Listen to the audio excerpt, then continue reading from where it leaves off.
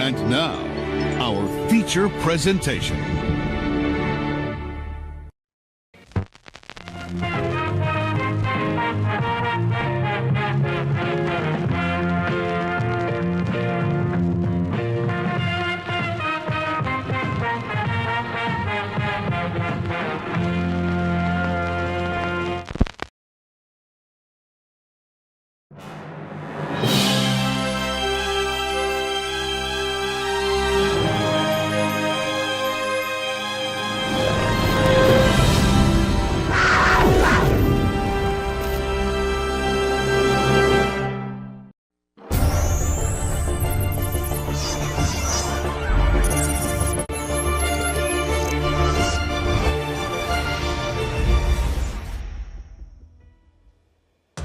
If you knew who was really behind Bitcoin,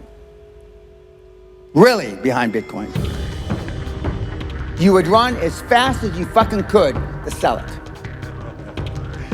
I know. 100%. If you knew who owned Bitcoin or who started Bitcoin, you had Bitcoin, you couldn't sleep at night. I know. 100%. And when the real founder of Bitcoin comes out, it is my humble opinion, and there's nothing humble about me, Bitcoin will go to fucking zero. One day. In a microsecond, like that. We looked at Bitcoin. It was the most prevalent at that point. We had seized quite a bit of it, millions of dollars worth, under the Silk Road investigation. So one of our agents who started looking at another online marketplace through the deep web, what was called Black Market Reloaded, they were sending weapons through packages and ordering them on the dark web. And he was really, really smart, forward-leaning agent. He goes, I want to go interview Satoshi Nakamoto. And we're like, what? He said, yeah, I want to go interview this guy. And at the time, we're like, hey, it's a figment of somebody's imagination. Maybe it's true, maybe it's not true. So, we had all this pushback from our headquarters. And we thought, hey, if an agent wants to go talk to him and we have some money, why don't we send him? Let's find out how this works. So as it came to be, the agents flew out to California, and they realized that he wasn't alone in creating this. There were 3 other people, and they sat down and met with them and talked to them to find out how this actually works and what their reason for it was. All right. So Homeland Security knew that who Satoshi Nakamoto was, and they're talking about it here in a 2019 conference. Now, that's bad enough, okay? Because that means that our government has gone all these years going along pretending that people don't know who Satoshi Nakamoto is when they do. Do you have any idea who Satoshi Nakamoto actually is? So when did you start? By the way, do you think has the SEC ever tried to figure it out? Not with any success. Okay. No, I was actually really curious. Let's open it up. They've let an entire market be created around this lie, okay? That's bad enough. Well, let me tell you what else is bad. Because we know the SEC gave Bitcoin a free pass. Well, once you realize that the SEC also knew that who Satoshi Nakamoto is, well, turns out the SEC officials were at the same conference with these Homeland Security people in 2019, which means in 2019, as of 2019, because Homeland Security is on stage telling them, as of 2019, the SEC was sitting there. They know also who Satoshi Nakamoto is because they were in the audience. But in all seriousness, I think this was the best demonstration that I could come up with is how cryptocurrency works. This is not going to be a technical explanation. Maybe the guy from SEC, Martin, right? No? You don't want to do a technical explanation of Bitcoin or cryptocurrency or the blockchain? I do want to say that both of these folks are government employees, SEC and Homeland Security, so anything that I say certainly does not reflect upon them or their agency, because I want them to keep their jobs and have wonderful careers. The SEC is in the audience listening to this person from Homeland Security say that you had this guy, Martin Zerwitz from the SEC, was there in the audience. And then Wheezy says here, but Jane Norberg from the Office of the Whistleblower at the SEC not only was Martin Zurich there, but also Jane Norbert, who's the office of the whistleblower at the SEC. She left in April 2021, 4 months after the lawsuit versus Ripple's filed. These people gave Bitcoin a commodity designation, and they knew who Satoshi was. The whole point of Bitcoin getting a commodity designation is that they didn't know, and therefore it's this decentralized thing. Nobody knows who created it. There's no person or entity to go to. Remember that? Folks, this is a freaking bombshell. This is a mega bombshell. So, Bitcoin, the inventor of Bitcoin created two things. One was the application. Satoshi. Yeah, the group. One was the application Bitcoin. Satoshi. Yeah, the group. So in a worst case scenario, the SEC knew as of 2019. Why did they not come out? Why did they not come out and go after the people, the four creators? Why did they not go and sue them the way they're suing Ripple? Why didn't they do anything? Why did they keep the commodity designation with Bitcoin? What in the world's going on, folks? Know if the so-called creator of Bitcoin, Satoshi Nakamoto, even exists. Is it a man, a woman, a person? Have you met this person? Do you believe it's a human? Know. Maybe you're Satoshi Nakamoto. I could be. I mean, is that just a concept that's made up? Well, I think it's clear that, that someone published a paper, or some group of people published a paper.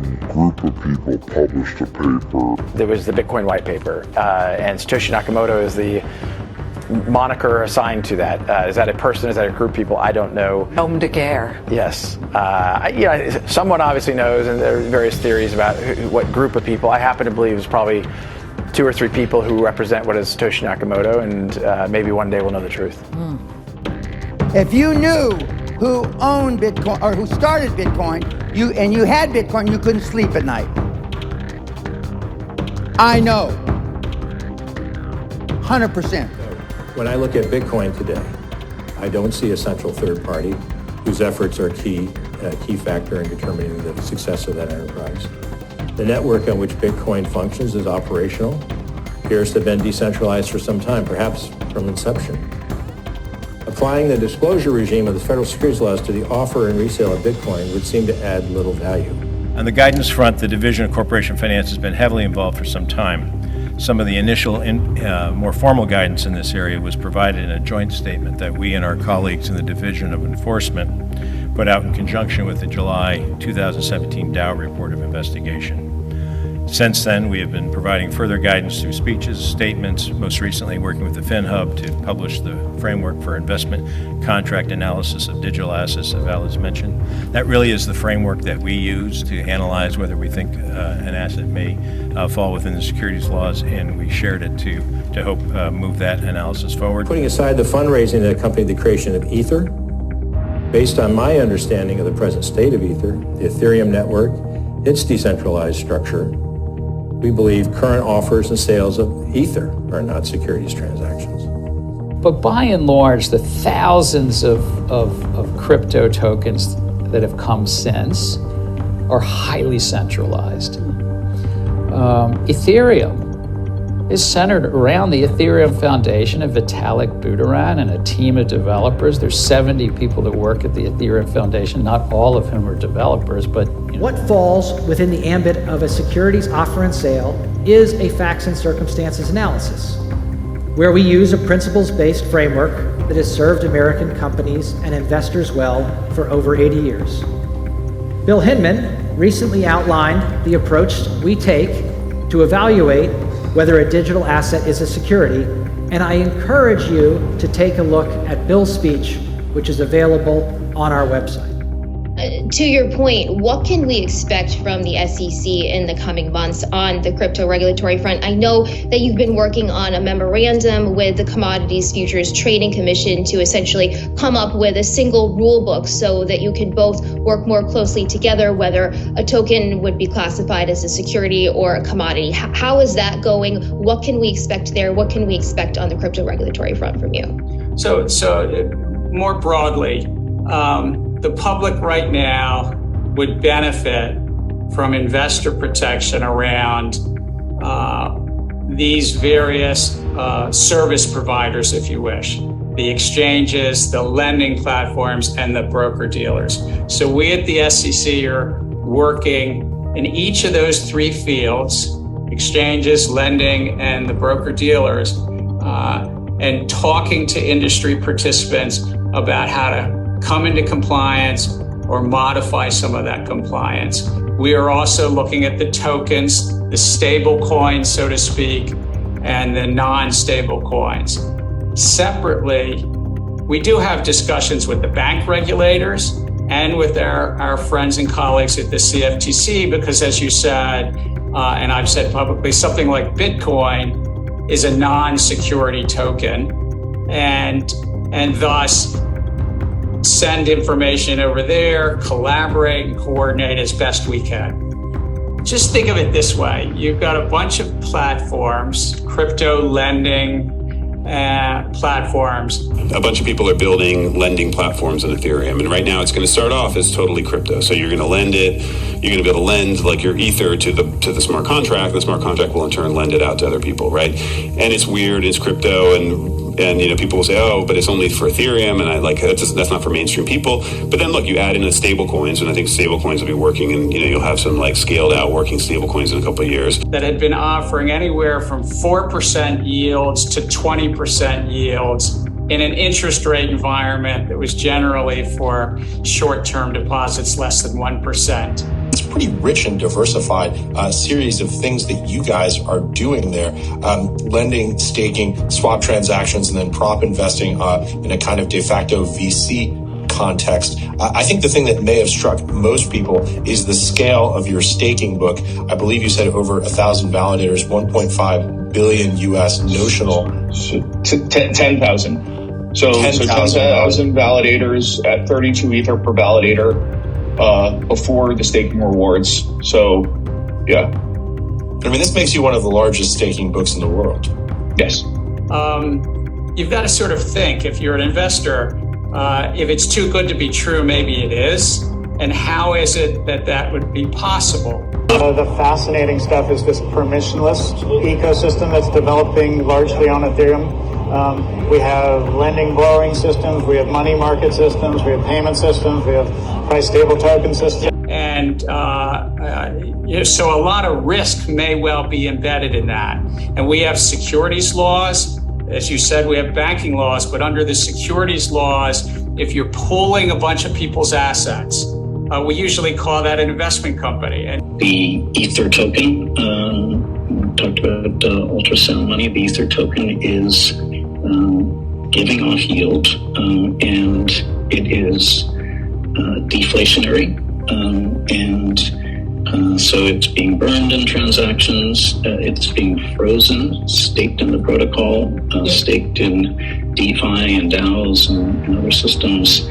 Some of these lending platforms had 500,000 or 2 million or even more members of the public, investors, pulling their assets together, and these platforms offering, as I say, 4, 7, 8, 10, or even 20% returns. We're building staking as a service, essentially in collaboration with the Ethereum Foundation. And interestingly, it looks like it's going to be a big business. We're building infrastructure for it, for people, but staking as a service in a more generalized format is something that a lot of organizations, institutions are interested in. So we're having commercial discussions with them. Sort of too good to be true type of returns. He joins us now. Okay, so why do we care about this case? This is sort of a precedent-setting crypto case. If the SEC can win and state that XRP, the native currency to Ripple's platform, their blockchain, so to speak, which performs cross-border payments of different currencies or across borders excuse me, not of currencies, but of crypto.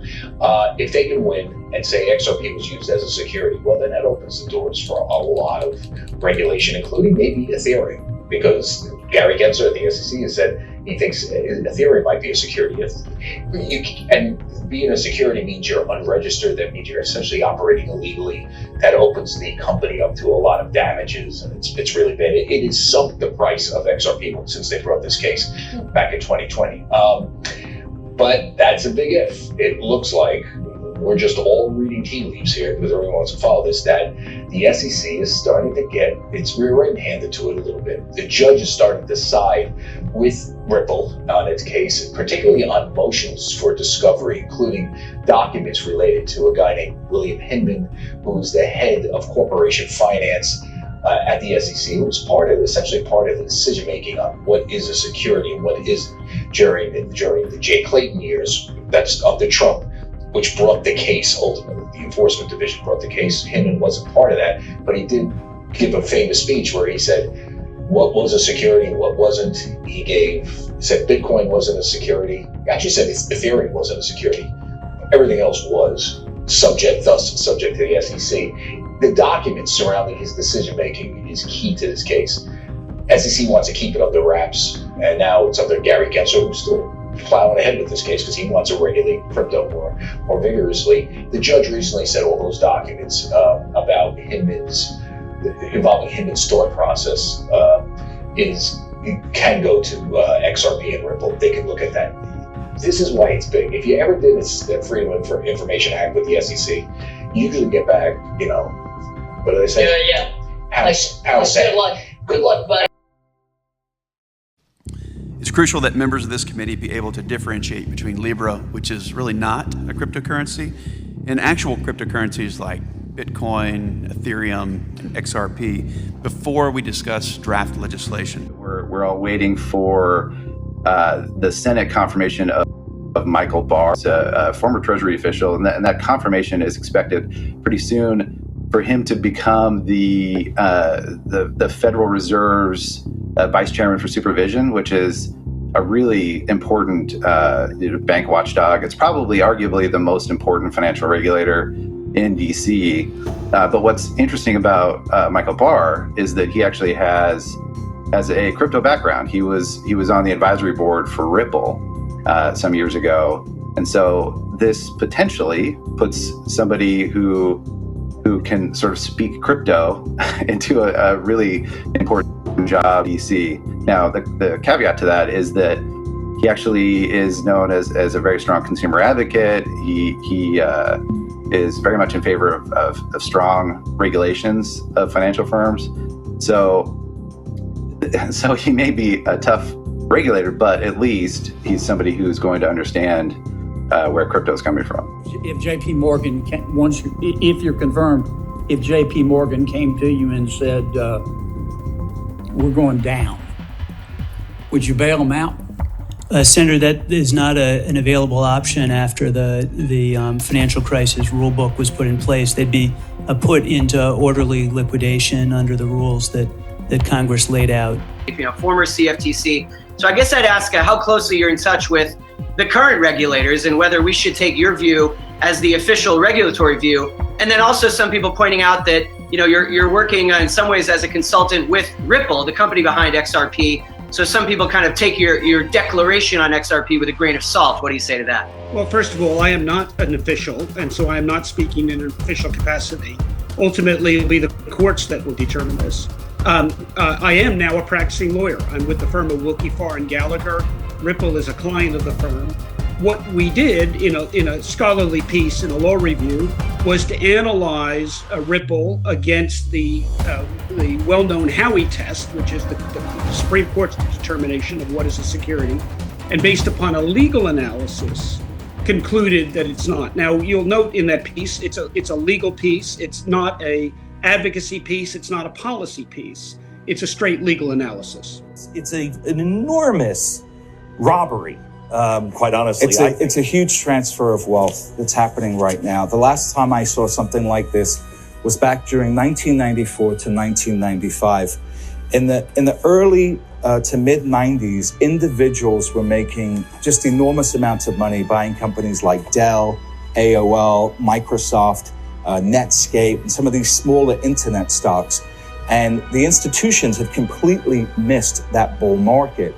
And so they were scoffing at these so-called lemmings. And so during 1994 to 1995, we had a bit of a bear market. And so, again, institutions were up saying that, oh, anybody buying internet stocks, you're idiotic. And so you had a lot of people selling their AOL, selling their Microsoft, selling their Dell shares. Guess who was buying? It was the institutions. If you look at a chart of institutional allocation to venture capital internet deals, it doubled between 1994 to 1995, which was exactly when institutions were saying, oh, this is just a market for idiots. Nobody should be buying this stuff. So they literally stole all this wealth that should have been in the hands of individuals that owned Dell, Microsoft, and AOL. And then from 1995 to 2000, of course, we saw $5 trillion come into the market, in the biggest bull market we've ever seen. So this blueprint of creating fear in order to get cheap prices is nothing new. So you think about cryptocurrency as a form of currency? Well, I think the train's already left the station in terms of cryptocurrency. You may or may not know that I just joined the board of Ripple, and the reason why I chose to join that board, it's, in my opinion, one of the few cryptocurrency options out there that has a credible and legitimate use. So financial institutions use it to settle cross-border payments. So anybody out there that's telling you they'll know where the price of XRP will go has no idea. Absolutely zero clue. But I'll give you a tiny hint of an idea of what could happen. So XRP it's a financial instrument of value. And that instrument is basically, the instrument's really liquidity between different other instruments like bonds, stocks, currencies, all everything basically. Yeah. And the XRP is only worth the value of the things that are issued on it, because it would cost XRP to buy those things on the network and use that liquidity. Mm-hmm. So what ends up happening here is not only do you have to issue all of the equity, but you've also got to issue all of the debt. So XRP is only bound by the fiscal responsibility of the people that issue assets on it, which is obviously irresponsible. So XRP could be at $100, $100,000, $1 million. It depends on how many assets you want to issue onto the network. So if you wanted to issue, $100 trillion worth of equity, cool. That's a lot of money on the network. What happens if they want to issue another $500 million worth of debt? That also adds value to the network. So there really is a mind-blowing amount of wealth, essentially, that can basically be flowing through these networks that we can't even comprehend because of that debt question of being able to issue more and more and more value. I think another big thing is I talked to a lot of banks, and one of the things that I learned from banks that I didn't really fully appreciate is that they are in fear of being disrupted by new technologies. Not necessarily blockchain. Blockchain is not that high on their radar. I mean, that's obviously probably one of the quickest rising things that they perceive, but they're also getting squeezed by correspondent banks who want more money. They're getting squeezed by non-bank payment companies that are taking lucrative business away from them. So they realize that they need to make investments in technology, or that there needs to be a change. So we don't have to sell them on the fact that they have to do something different. We have to sell them that we're the right path.